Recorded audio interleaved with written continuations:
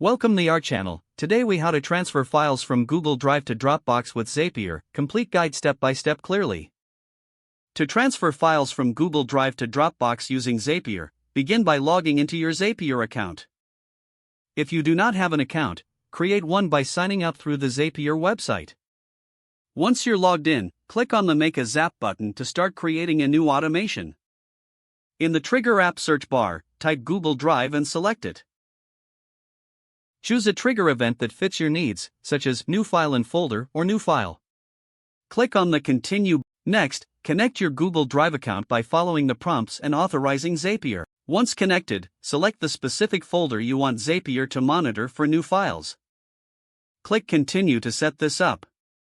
To test the trigger, Zapier will pull in a recent file from your Google Drive. If the test is successful, click Continue again. Now, it's time to set up the action step. In the Action app search bar, type Dropbox and select it. Choose the action event, such as Upload File, and click Continue.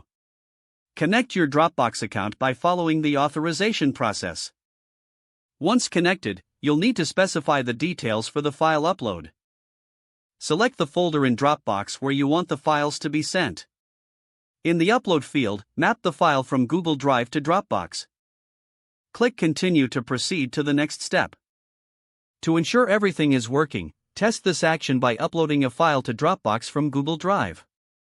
If the test is successful, you'll receive a confirmation from Zapier. Finally, give your Zap a name to easily identify it later.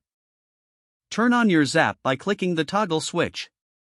Your automation is now set up, and files will transfer from Google Drive to Dropbox automatically. You can revisit and modify the Zap anytime in your Zapier dashboard. If the page does not load, refresh the browser or try again in a private or incognito window. Make sure you are using the correct email address, then retype it carefully to avoid small typos.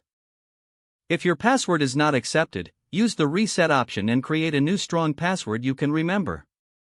Check your spam folder for verification or security emails, then complete any requested confirmation steps. Enable two-factor authentication if available to improve account security and reduce unauthorized access risk.